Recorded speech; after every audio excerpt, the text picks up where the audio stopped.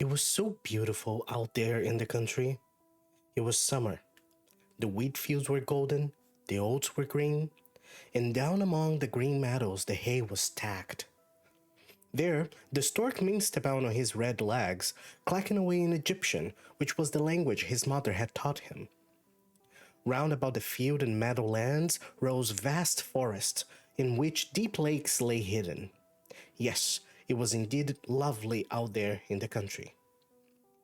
In the midst of the sunshine, there stood an old manor house that had a deep moat around it. From the walls of the manor, right down to the water's edge, great burdock leaves grew, and there were some so tall that little children could stand upright beneath the biggest of them.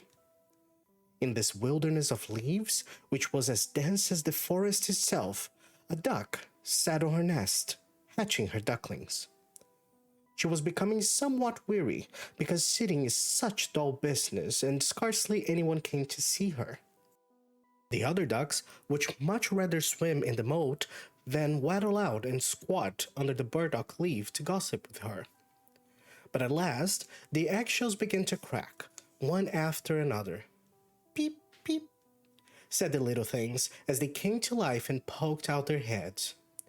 Quack, quack, said the duck, and quick as quick can be, they all waddled out to have a look at the green world under the leaves. Their mother let them look as much as they pleased, because green is good for the eyes. How wide the world is, said all the young ducks, for they certainly had much more room now than they had when they were in their eggshells. Do you think this is the whole world? Their mother asked. Why, it extends on and on, clear across to the other side of the garden, and right on into the parson's field, though that is further than I have ever been. I do hope you're all hatched, she said as she got up. No, not quite all. The biggest egg still lies here. How much longer is this going to take? I'm really rather tired of it all, she said, but she settled back on her nest. Well, how goes it? Asked an old duck who came to pay her a call. It takes a long time with that one egg, said the duck on the nest. It won't crack. But look at the others. They are the cutest little ducklings I've ever seen. They look exactly like their father, the wretch. He hasn't come to see me at all. Let's have a look at the egg that won't crack, the old duck said. It's a turkey egg, you can take my word for it. I was fooled like that once myself. What trouble and care I had with those turkey children, for I may as well tell you. They are afraid of the water. I simply could not get them into it. I quacked and snapped at them, but it wasn't a bit of use. Let me see the egg. Certainly, it's a turkey egg. Let it lie, go teach your other children to swim. Oh, I'll sit a little longer. I've been at it so long already that I may as well sit here half the summer. Suit yourself, said the old duck, and away she waddled. At last, the big egg did crack. Peep, said the young one, and out he tumbled. But he was so big and ugly. The duck took a look at him. That's a frightfully big duckling, she said. He doesn't look the least like the others. Can he really be a turkey baby? Well, I'll soon find out. Into the water he shall go, even if I have to shove him in myself. Next day, the weather was perfectly splendid, and the sun shone down on all the green burdock leaves. The mother duck led her whole family down to the moat. Splash! She took to the water. Quack, quack, said she, and one duckling after another plunged in. The water went over their heads, but they came up in a flash and floated to perfection. Their legs worked automatically, and they were all in the water. Even the big, ugly gray one was swimming along. Why, that's no turkey, she said. See how nicely he uses his legs and how straight he holds himself. He's my very own son after all, and quite good looking if you look him properly. Quack, quack, come with me. I'll lead you out into the world and introduce you to the duck yard. But keep close to me so that you won't get stepped on, and watch out for the cat." Thus they sallied into the duckyard, where all was in uproar because two families were fighting over the head of an eel. But the cat got it after all. You see, that's the way of the world. The mother duck licked her bill because she wanted the eel's head for herself. Stir your legs, bustle about, and mind that you bend your necks to that old duck over there.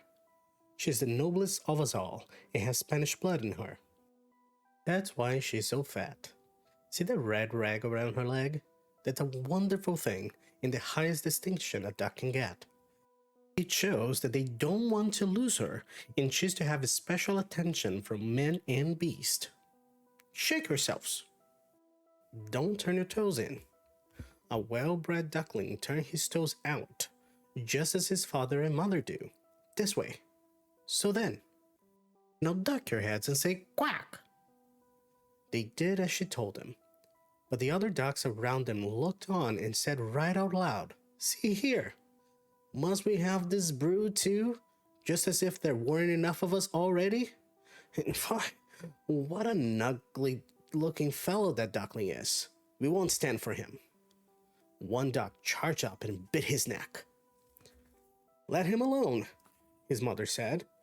"He isn't doing any harm." "Possibly not," said the duck who bit him. "But he's too big and strange, and therefore he needs a good whacking." "What nice-looking children you have, mother," said the old duck with the rag around her leg. "They are all pretty except that one. He didn't come out so well. It's a pity you can't hatch him again." "That can't be managed, your ladyship," said the mother. "He isn't so handsome, but he's as good as he can be, and he swims just as well as the rest. Or should I say, even a little better than they do. I hope his looks will improve with age, and after a while he won't seem so big. He took too long in the egg, and that's why his figure isn't all that it should be." She pinched his neck and preened his feathers. "Moreover, he's a drake, so it won't matter so much. I think he will be quite strong, and I'm sure he will amount of something." "The other ducklings are pretty enough," said the old duck. "Now make yourselves right at home, and if you find an eel's head, you may bring it to me." So they felt quite at home. But the poor duckling, who had been the last one out of his egg, and who looked so ugly, was packed and pushed about and made fun of by the ducks, and even the chickens as well. "He's too big," said they all. The turkey gobbler, who thought himself an emperor because he was born wearing spurs, puffed up like a ship under full sail and bore down upon him, gobbling and gobbling until he was red in the face. The poor duckling did not know where he dared stand and where he dared talk. He was so sad because he was so desperately ugly, and because he was laughing stock of the whole barnyard. So it went on the first day, and after that things went from bad to worse. The poor duckling was chased and buffeted about by everyone. Even his own brothers and sisters abused him. "Oh," they would always say, "how I wish the cat would catch you, you ugly thing." And his mother said, "How I do wish you were miles away." The ducks nipped him, and the hens pecked him, and the girl who fed them kicked him with her foot. So he ran away, and he flew over the fence. The little birds in the bushes darted up in affright. "That's because I'm so ugly," he thought, and closed his eyes. But he ran on just the same until he reached the great marsh where the wild ducks lived. And there he lay all night long, weary and disheartened.